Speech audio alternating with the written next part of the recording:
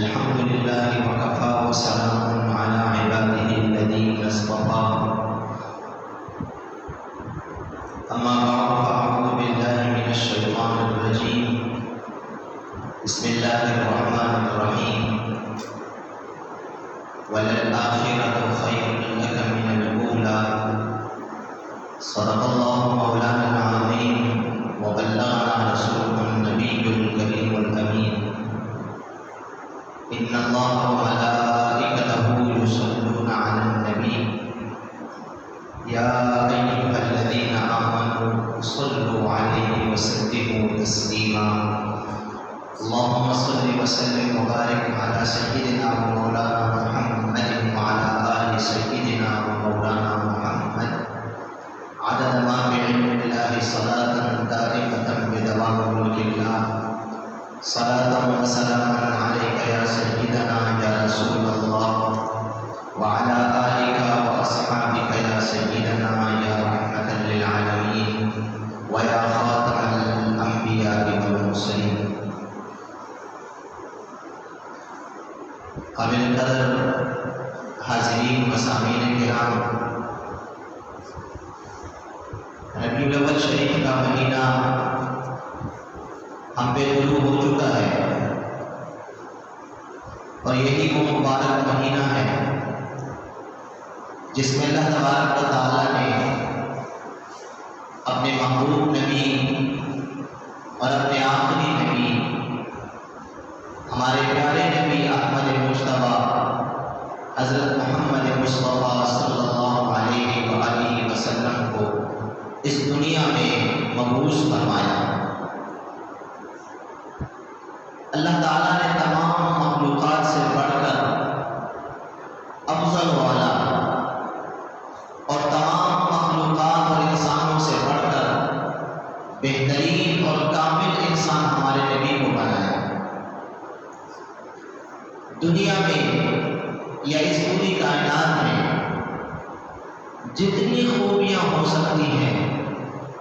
جتنے کمالات ہو سکتے ہیں، جتنے اعزازات ہو سکتے ہیں اور جتنا حسن و جمال ہو سکتا ہے، وہ سب کے سب اعزازات، کمالات، حسن و جمال اور یہ ساری خوبیاں اللہ نے اپنے آخری نبی صلی اللہ علیہ وسلم کو عطا فرمائی تھی۔ اسی لیے آپ صلی اللہ علیہ وسلم کی کچھ ایسی خصوصیات ہیں کہ جو آپ کے علاوہ کسی اور کو نہیں دی گئی۔ خصوصیات کا معنی یہ ہوتا ہے کہ ایک ایسی صفت کے ساتھ انسان متصف ہو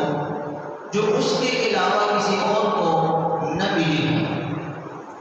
اور انہی کی جمع خصائص آتا ہے تو خصائص ان صفات کو کہا جاتا ہے، ان اعزازات کو کہا جاتا ہے جو کہ کسی ایک کو ملی ہوں اور اس کے علاوہ کسی اور کے مقدر میں نہ ہو۔ تو ہمارے نبی صلی اللہ علیہ وآلہ وسلم کو جہاں اللہ نے تمام بہترین اعزازات اور کمالات اور صفات عطا فرمائی ہیں، ان میں آپ کو اللہ نے خصائص کی عطا فرمائی ہیں کہ وہ آدم علیہ السلام سے لے کر عیسیٰ علیہ السلام تک اور اس کے ساتھ ساتھ آدم علیہ السلام سے لے کر قیامت تک آنے والا جو آخری انسان ہوگا اس تک اللہ نے کسی کو عطا نہیں فرمایا۔ ان خصائص میں سے جو ایک خصوصیت ہے وہ ہمارے نبی صلی اللہ علیہ وسلم کی شان لولاک ہے۔ لولاک یاد رکھیے یہ ایک حدیث کا لفظ ہے اور بعض حدیث کے شروع میں آتا ہے جو کہ آپ صلی اللہ علیہ وسلم کے خصائص پہ دلالت کرتی ہے۔ لولاک کا معنی ہے جو زبان کا لفظ ہے، اور لولاک کا معنی ہے اگر آپ نہ ہوتے۔ تو اب وہ روایات جن کی ابتدا لولاک سے ہوتی ہے یا اس روایت میں آپ صلی اللہ علیہ وسلم کی کسی صفت کو بیان کیا گیا، کسی اعزاز کو بیان کیا گیا اور اس کو لولاک سے شروع کیا گیا یا لولاک سے ان الفاظ کی تعبیر کی گئی، تو یہ آپ صلی اللہ علیہ وسلم کے جیسا کہ آپ کی شان لولاک کو اگر دیکھیں تو ان تمام روایات کا خلاصہ اور دو ٹوک الفاظ میں اگر ان تمام روایات کی تشریح کی جائے تو وہ یہ بنتی ہے کہ اللہ تبارک و تعالی اگر اپنے نبی صلی اللہ علیہ وسلم کو پیدا فرمانے کا ارادہ نہ کرتا تو یہ کائنات بھی عارض وجود میں نہ آتی۔ آج یہ پوری کائنات صرف دنیا نہیں، دنیا سے بھی نکل کر جتنی کائنات ہے اور جتنے اللہ کی مخلوقات ہیں، یہ سب کے سب آپ ہی کی برکت اور آپ کے وجود کی برکت سے اللہ تعالیٰ نے پیدا فرمائے ہیں۔ حضرت سیدنا عبداللہ ابن عباس رضی اللہ تعالیٰ عنہ جو حضور کے چچا زاد بھائی ہیں، مفسر قرآن ہیں، فقیہ امت ہیں، اور یہ وہ ہستی ہیں کہ جن کی عمر بہت کم تھی۔ ایک رات حضور اکرم صلی اللہ علیہ وسلم عبادت کے لیے، تہجد کے لیے جب آپ اٹھے، تشریف فرما ہوئے، تو حضرت عبداللہ اس وقت چھوٹی عمر میں تھے، وہ آئے اور انہوں نے آ کر حضور اکرم صلی اللہ علیہ وسلم کو وضو کروایا، آپ کے لیے پانی پیش کیا، مسواک پیش کی، آپ کے لیے مصلی بچھایا۔ تو سرکار دو عالم صلی اللہ علیہ وسلم نے اس وقت اپنے چچا زاد چھوٹے بھائی کو یہ دعا دی، اللہم فقہہ فی الدین، اے اللہ میرے اس بھائی کو دین کی فقاہت عطا فرما، دین کی سمجھ بوجھ عطا فرما۔ وہ عبداللہ ابن عباس اس حدیث کے راوی ہیں، اور اس حدیث کو امام حاکم نے اپنی المستدرک جو صحیحین کی شرح پر لکھی گئی کتاب ہے اس میں اس روایت کو نقل کیا کہ اللہ تبارک و تعالی نے حضرت عیسیٰ علیہ السلام پہ وحی کی، یا عیسیٰ آمن بمحمد، عیسیٰ آپ خود بھی محمد صلی اللہ علیہ وسلم پہ ایمان لائیے، وَأْمُرْ مَنْ أَدْرَكَهُ مِنْ أُمَّتِكَ أَن يُؤْمِنُوا بِهِ، اور اپنی امت کو بھی حکم دیجیے کہ آپ کا وہ امتی جس کو نبی آخر الزمان صلی اللہ علیہ وسلم کا زمانہ مل جائے تو وہ بھی آپ صلی اللہ علیہ وسلم پر ایمان لے کے آئے۔ اور یہ فرمانے کے بعد اللہ تبارک و تعالیٰ نے فرمایا، یا عیسیٰ لولاہ ما خلقتک، عیسیٰ اگر میں محمد کو پیدا کرنے کا ارادہ نہ کرتا، وہ نہ ہوتے، عیسیٰ میں آپ کو بھی پیدا نہ کرتا۔ ولولاہ، یا ایک روایت میں ہے ولولا محمد، اگر محمد کو میں پیدا نہ کرتا، ما خلقت الجنۃ والنار، تو میں جنت اور جہنم کو بھی پیدا نہ کرتا۔ تو یہ آپ کی ایک خصوصیت ہے ہمارے نبی صلی اللہ علیہ وسلم کی کہ آپ کی برکت سے، آپ کی وجود مصور کی برکت سے اللہ تبارک و تعالیٰ نے اس کائنات کو پیدا کیا۔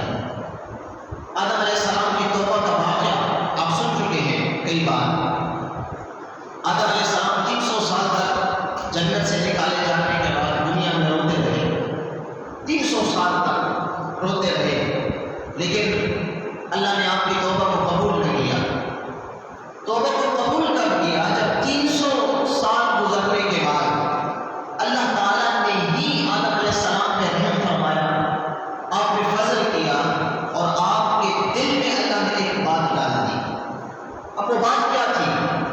جس کے متعلق اللہ نے سورۃ بقرہ میں پہلی بار ارشاد فرمایا، فَتَلَقَّىٰ آدَمُ مِن رَّبِّهِ كَلِمَاتٍ فَتَابَ عَلَيْهِ، اللہ تعالیٰ نے آدم علیہ السلام کو کچھ کلمات سکھا دیے، فَتَابَ عَلَيْهِ، وہ کلمات جب آدم علیہ السلام نے ادا کیے تو اللہ تعالیٰ نے ان کی توبہ کو قبول کر دیا۔ اب وہ کلمات کیا تھے، وہ الہام کیا تھا جو حضرت آدم علیہ السلام کے دل میں ڈالا گیا، اس کے متعلق سرکار دو عالم صلی اللہ علیہ وسلم کی حدیث موجود ہے اس آیت کریمہ کی تفسیر میں، جس کے راوی حضرت عمر بن خطاب رضی اللہ تعالیٰ عنہ ہیں، اور اس روایت کو بھی امام حاکم نے، امام جلال الدین سیوطی اور بہت بڑے بڑے محدثین نے اپنی کتابوں میں نقل کیا ہے۔ سرکار دو عالم صلی اللہ علیہ وسلم نے ارشاد فرمایا، آدم علیہ السلام اللہ کی بارگاہ میں آہوازاری کرتے رہے، روتے رہے، صدیاں گزر گئی لیکن آپ کی توبہ قبول نہیں ہوئی۔ ایک دن آدم علیہ السلام کے دل میں ایک خیال آیا، آدم علیہ السلام نے فوراً توبہ اور زاری کرتے ہوئے یہ الفاظ ادا کیے، اللہم انی اسألک بمحمد ان تغفر لی، اے اللہ میں تجھے تیرے محمد صلی اللہ علیہ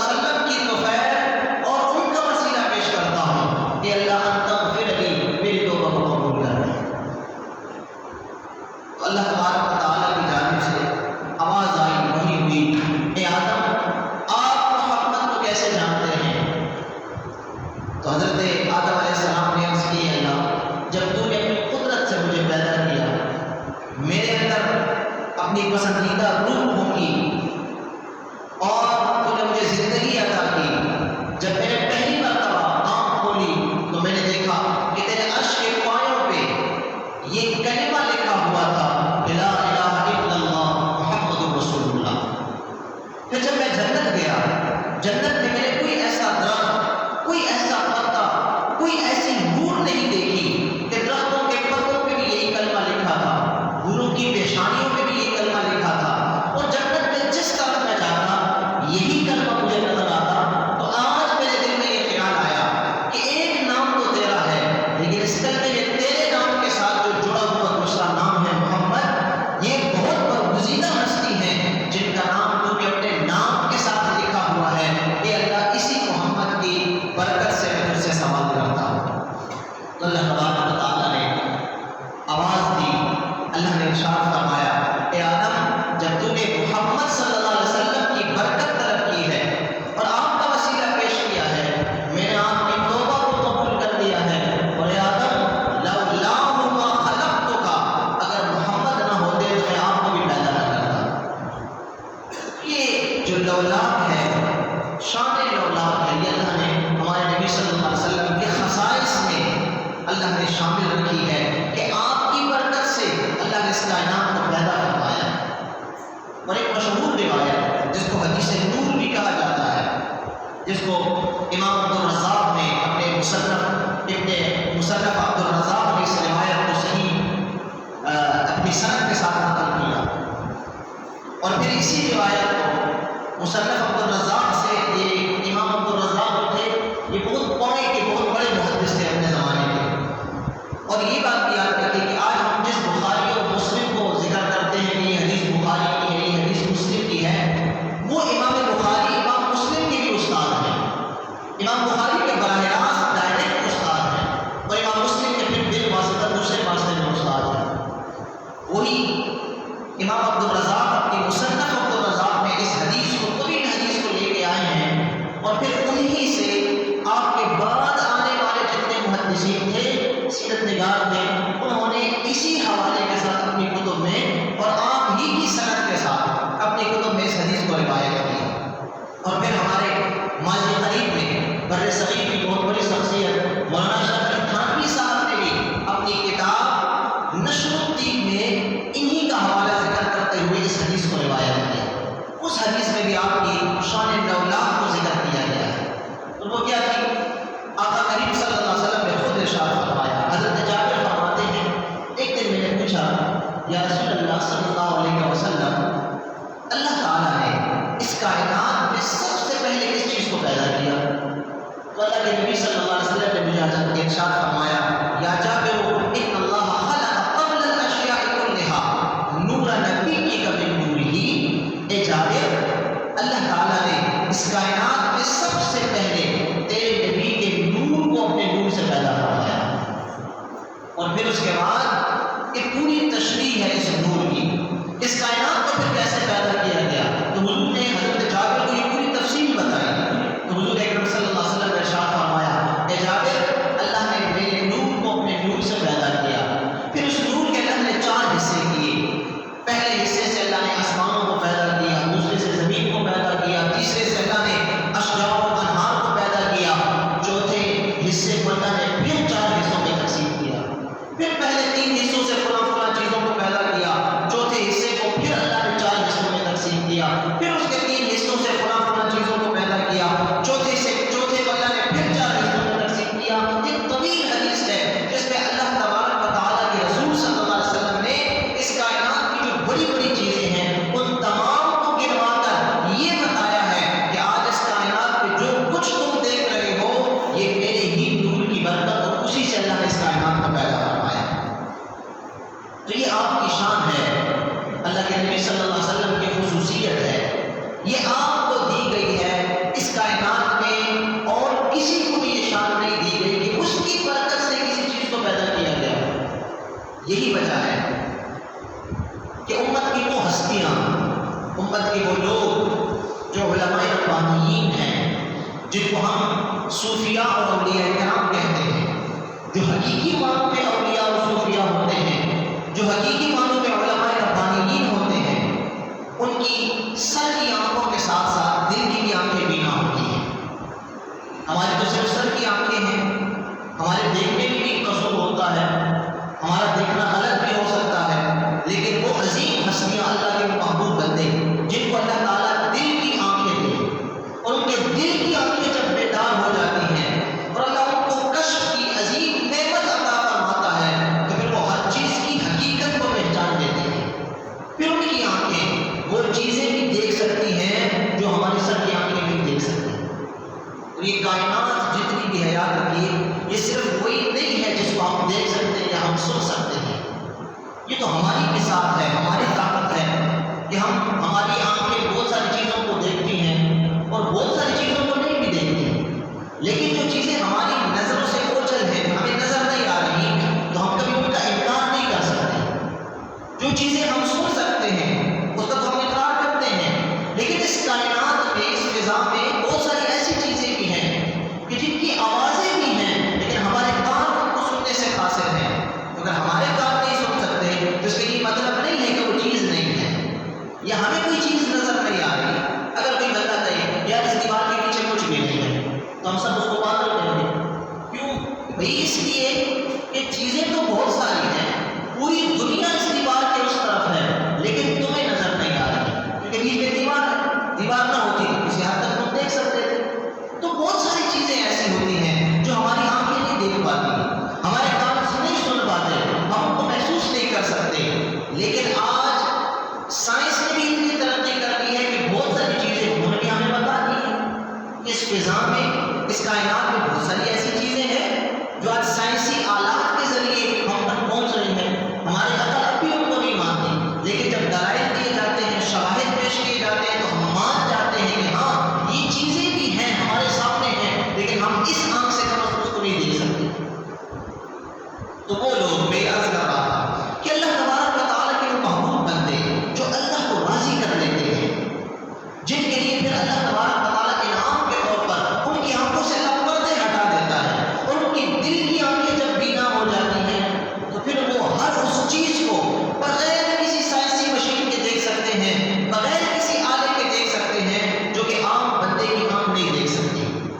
تو وہ علماء ربانیین، وہ اللہ کے برگزیدہ بندے، وہ اللہ کے محبوب بندے،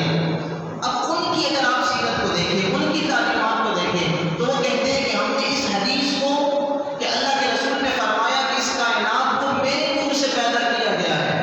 اللہ نے میرے نور سے ہر چیز کو پیدا کیا، وہ اپنی آنکھوں سے جب ہر چیز کی حقیقت تک پہنچتے ہیں تو وہ یہ کہنے میں مجبور ہو جاتے ہیں کہ اللہ کے رسول نے جو فرمایا ہے بالکل حق فرمایا ہے۔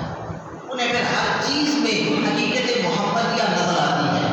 ہر چیز میں انہیں اللہ کے نبی صلی اللہ علیہ وسلم کی جو حقیقت اور نورانیت ہے وہ ان کو ہر چیز میں پھر نظر آتی ہے۔ اسی لیے یاد رکھیے اللہ کے نبی صلی اللہ علیہ وسلم کو جو خصائص عطا کیے گئے ان میں سے ایک خصوصیت یہ ہے کہ آپ کو لولات کا تاج سر پہ سجا کے دنیا میں بھیجا گیا، کہ آپ کی برکت سے، آپ کی وجہ سے اللہ تبارک و تعالیٰ نے اس کائنات کو پیدا فرمایا۔ بلکہ ایک حدیث قدسی ہے جس کو علامہ مولا علی قاری نے بھی نقل کیا، دیگر محدثین نے نقل کیا، کہ اللہ کے رسول صلی اللہ علیہ وسلم نے ارشاد فرمایا، اے میرے حبیب، کہ اللہ فرماتا ہے کہ اے میرے حبیب لولاک ما اظہرت الربوبیہ، اے میرے حبیب اگر میں آپ کو پیدا نہ کرتا، میں اپنا رب ہونا ظاہر نہ کرتا۔ جو میری ربوبیت اس وقت ظاہر ہے اس کائنات پر، وہ آپ کی برکت سے ہے۔ یعنی میں نے آپ کو اس لیے پیدا کیا کہ آپ میرے خلیفہ اجل بنے، آپ میرے خلیفہ کامل بن کر دنیا میں جائیں اور میری پہچان کروائیں۔ انبیاء سب کے سب صف اول کے اللہ کے خلفاء ہیں، اللہ کے نائبین ہیں، جس مقصد کے لیے اللہ نے انسان کو پیدا کیا۔ پھر ان تمام کے امام اور ان تمام کے لیڈر اور سربراہ وہ ہمارے نبی ہیں۔ تو خلیفہ کامل اور مکمل جو ہیں اللہ کے، وہ ہمارے نبی صلی اللہ علیہ وسلم ہیں۔ تو اللہ نے فرمایا میرے حبیب اگر میں آپ کو پیدا نہ کرتا، میں اپنا رب ہونا ہی ظاہر نہ کرتا۔ مانا کیا ہوا؟ اس حدیث کا مفہوم مخالف یہ ہے، اے میرے حبیب، میں نے اپنا رب ہونا آپ کی زبان اقدس سے ظاہر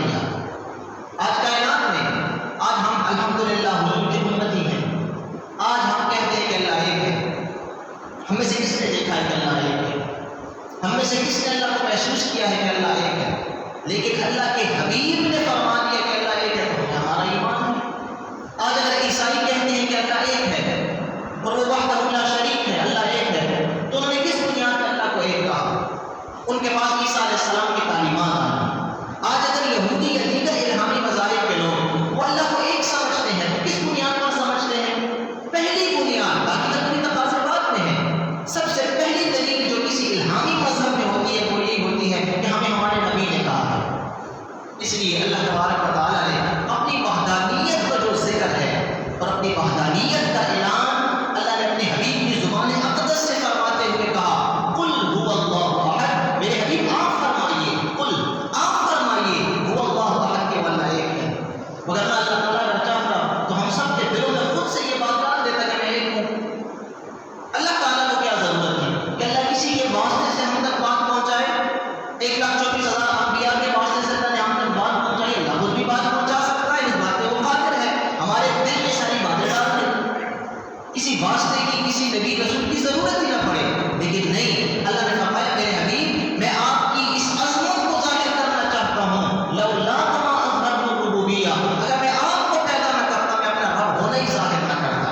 تو مانا کیا ہوا؟ میرے حبیب میرا جو رب ہونا اس کائنات کے سامنے آشکارا اور ظاہر ہے، یہ اس وجہ سے ہے کہ میں نے آپ کو پیدا کیا اور آپ کی زبان اقدس سے ساری کائنات کو بتایا کہ ہاں میں ایک ہوں۔ اور پھر یہ خصوصیت یاد رکھیے، ایک انسان ہے،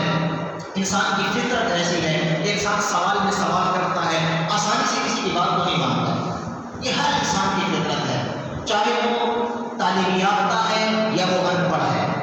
چاہے وہ عالم ہے یا عالم نہیں ہے، ہر انسان کی فطرت میں یہ بات ہے کہ وہ آسانی سے اپنے مخاطب کی بات نہیں مانتا جب تک اس کو تسلی نہ ہو۔ اب سارے انبیاء آئے، آدم علیہ السلام سے عیسیٰ علیہ السلام تک تمام انبیاء نے کہا کہ اللہ ایک ہے، ان کی امتوں نے کہا ہاں بالکل اللہ ایک ہے، لیکن ان میں سے کسی نے اللہ کو دیکھا نہیں تھا۔ ہمارے نبی صلی اللہ علیہ وسلم دنیا میں آئے، انہوں نے بھی یہی حکم دیا کہ اللہ ایک ہے، ہم نے مانا کہ ہاں اللہ ایک ہے، لیکن اس کائنات میں کوئی ایک شخص کم از کم ایسا ہونا چاہیے تھا جو دیکھ کر کہہ سکتا کہ ہاں اللہ ایک ہے۔ اگر اس سے کوئی پوچھ لیتا کہ ہاں اللہ ایک ہے، آپ نے دیکھا ہے کہ اللہ ایک ہے، تو وہ ہستی بتا سکے کہ ہاں میں دیکھ کے کہہ رہا ہوں کہ اللہ ایک ہے۔ اللہ نے معراج کی رات اپنے نبی صلی اللہ علیہ وسلم کو اپنا دیدار عطا فرمایا، اپنی ملاقات کروائی، پردوں سے ہٹ کر بغیر پردے کے آپ نے دیدار کیا، تو اس لیے کرایا کہ یہ آپ کے خصائص میں شامل ہے کہ میرے حبیب آدم سے عیسیٰ تک تمام نے کہا کہ اللہ ایک ہے۔ اگر اسے بھی پوچھ لیتا کہ آپ نے دیکھا ہے تو ان کا جواب انکار ہوتا، میرے حبیب آپ میری زیارت کر لیجئے، اگر آپ سے کسی نے کوئی پوچھے تو آپ اس کو بتا سکے کہ ہاں میں دیکھ کے کہہ رہا ہوں کہ اللہ ایک ہے۔ تو اللہ تبارک و تعالیٰ نے اس ماہ مقدس میں ربیع الاول شریف میں اپنے اس عظیم رسول کو، اپنے اس عظیم خلیفہ کو، اپنے اس عظیم انسان کو، اس عظیم نبی کو پیدا فرمایا کہ جن کی برکت سے اللہ تبارک و تعالیٰ نے اپنی پہچان کروائی، جن کی برکت سے اللہ نے اس کائنات کو پیدا کیا۔ یہ مہینہ ہمارے تشکر کا مہینہ ہے، شکر ادا کرنے کا مہینہ ہے کہ ہم اللہ کی بارگاہ میں شکر ادا کریں۔ یہ اللہ نے اپنے پیارے نبی صلی اللہ علیہ وسلم کو پیدا فرمایا، اپنا رب ہونا ظاہر فرمایا، اور اے اللہ اس سے بڑھ کر ہمارے لیے شکر کیا ہے کہ اے اللہ ہمیں تو نے اس نبی کی امت میں پیدا کیا جس نبی کی امت میں پیدا ہونے کے لیے انبیاء مجھ سے مانگا کرتے تھے، انبیاء نے سوال کیے تھے، انبیاء نے التجا کی تھی، یہ اللہ ہمیں نبی آخر الزمان کی امت میں پیدا کر دے۔ ہم میں سے کسی نے یہ دعا نہیں کی، نہ ہم نے کی، نہ ہمارے باپ نے کی، نہ ہمارے دادا نے کی، نہ ہمارے پردادا نے کی، ہم میں سے کسی نے یہ دعا نہیں کی، ہم میں سے ہمارے باپ داداؤں میں سے کسی نے یہ التجا نہیں کی تھی کہ اللہ ہمیں نبی آخر الزمان کی امت میں پیدا کر دے۔ حالانکہ یہ بہت بڑی دعا ہے، بہت بڑی التجا و خواہش ہے جو انبیاء کر چکے ہیں۔ ہمیں بغیر کسی مطالبے کے، بغیر کسی دعا کے، بغیر کسی ڈیمانڈ کے اللہ نے ہمیں اپنے نبی کی امت میں پیدا فرما دیا۔ تو یاد رکھیے ہمیں سب سے زیادہ شکر ادا کرنا چاہیے۔ تو یہ مہینہ باقی تو مسلمان زندگی کے ہر دن اور ہر لمحے اگر اس کا شکر ادا کرے تو وہ کم ہے، لیکن اس مہینے کو خصوصی نسبت حاصل ہے۔ وہ کیا ہے کہ اسی مہینے میں آپ صلی اللہ علیہ وسلم اس کائنات میں تشریف لائے، یہ آپ کی ولادت باسعادت کا مہینہ ہے، جس کو ہم آسان الفاظ میں اپنی لغت میلاد کا مہینہ ہے۔ میلاد کہتے ہیں پیدا ہونے کا وقت یا پیدا ہونے کی جگہ کو۔ تو چونکہ یہ مہینہ ہمارے نبی صلی اللہ علیہ وسلم کی پیدائش کا مہینہ ہے، تو عربی میں اس مہینے کو میلاد کہتے ہیں، اس وقت کو میلاد کہتے ہیں، اس مکان کو میلاد کہتے ہیں جہاں پر کسی کی ولادت ہوئی ہو۔ تو یہ مہینہ خصوصیت کے ساتھ تشکر کا مہینہ ہے، اللہ کی بارگاہ میں نذرانِ عقیدت پیش کرنے کا مہینہ ہے کہ اللہ ہم تیرے لاکھ لاکھ شکر گزار ہیں کہ تو نے اپنے حبیب کی امت میں ہمیں پیدا کیا، اور وہ غمخوار نبی ہمیں عطا کیا جس کو تو نے اتنی خصوصیات عطا کی، اتنے فضائل، اتنے مراتب، اتنے کمالات عطا کیے، لیکن اس کے باوجود وہ آخری عمر تک اور آج بھی قبر انور میں وہ ہماری فکر میں لگے ہوئے ہیں۔ اللہ کے نبی ہماری فکر میں ہیں، انہوں نے کبھی اپنے لیے دعا نہیں مانگی، اللہ کے نبی نے کبھی اپنے خاندان والوں کے لیے دعا نہیں مانگی۔ اب کوئی ایک روایت ایسی پیدا نہیں کر سکتے، نہیں بتا سکتے جس میں وہ تمام کمالات جو اللہ کے نبی نے ہمارے لیے اللہ سے مانگی، جو دعائیں ہمارے لیے کبھی انہوں نے اپنے خاندان، اپنی اولاد کے لیے مانگی نہیں۔ انہیں اگر فکر نہیں ساری زندگی تو ہماری فکر نہیں، اور جب دنیا میں آ رہے تھے اس وقت بھی ہماری ہی فکر تھی، جب دنیا سے جا رہے تھے اس وقت بھی حضرت علی المرتضیٰ شیخ خدا فرماتے ہیں کہ نبی کریم صلی اللہ علیہ وسلم کی جب آپ کو غسل دے دیا گیا اور آپ کے بدن سے پانی نچڑ رہا تھا اور آپ کی آنکھوں کے ڈھیلے میں جو پانی رکا ہوا تھا، حضرت علی المرتضیٰ شیخ خدا فرماتے ہیں میں آگے بڑھا، میں نے غنیمت سمجھا اور اپنے ہونٹ لگا کر ان پانیوں کو میں نے چوس لیا، اور اس وقت میں نے دیکھا کہ اللہ کے نبی صلی اللہ علیہ وسلم کے مبارک ہونٹ ہل رہے تھے، حضرت علی فرماتے ہیں ہونٹ ہل رہے تھے، میں نے کان قریب کیا تو آواز یہی آ رہی تھی کہ اللہ میری امت کو بخش دے۔ تو آخری وقت تک وہ ہماری فکر میں رہے، اور پھر حضور نے فرمایا یہی نہیں، میں جب دنیا سے چلا جاؤں گا قبر میں ہوں گا، قبر میں بھی تمہاری فکر کرتا رہوں گا۔ حضور ایک حدیث میں ارشاد فرماتے ہیں، یہ حدیث ہے، یہ کوئی من گھڑت باتیں نہیں ہیں، یہ کسی کی بات دادا کی کس سے کہانیاں نہیں ہیں، یہ صحیح حدیث ہے۔ حضور فرماتے ہیں میری زندگی حیاتی خیر لکم، میری زندگی بھی تمہارے لیے بہتر ہے میری امت، ومماتی خیر لکم، میں فوت ہو جاؤں گا، میرا دنیا سے جانا بھی تمہارے لیے بہتر ہے۔ صحابہ نے عرض کی یا رسول اللہ زندگی تو بہتر ہے، ہم سمجھ سکتے ہیں، جب آپ چلے جائیں گے قبر انور میں ہوں گے تو وہ ہمارے لیے کیسے بہتر ہوگا؟ حضور فرماتے ہیں جب میں قبر میں چلا جاؤں گا اللہ تبارک و تعالیٰ روزانہ تمہارے اعمال میرے سامنے پیش کرے گا، میری امت کے اعمال مجھے دکھائے جائیں گے، آج آپ کی امت نے یہ کیا، آج آپ کی امت نے یہ کیا۔ حضور فرماتے ہیں جب میں تمہارے اچھے اعمال کو دیکھوں گا اللہ کا شکر ادا کروں گا، اور اگر تمہارے برے اعمال کو دیکھوں گا میں قبر میں اللہ سے تمہارے لیے استغفار کرتا رہوں گا۔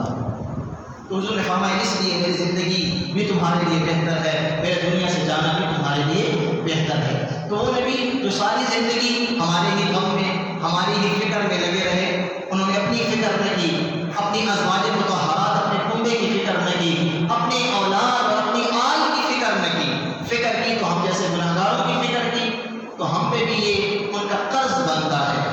کہ ہم ان کے احسان کا جواب احسان میں دیں۔ ان کے احسانات تو ہم نہیں چکا سکتے، کم از کم ان کے آنے پہ ہم اللہ تعالیٰ کا شکر ادا کر کے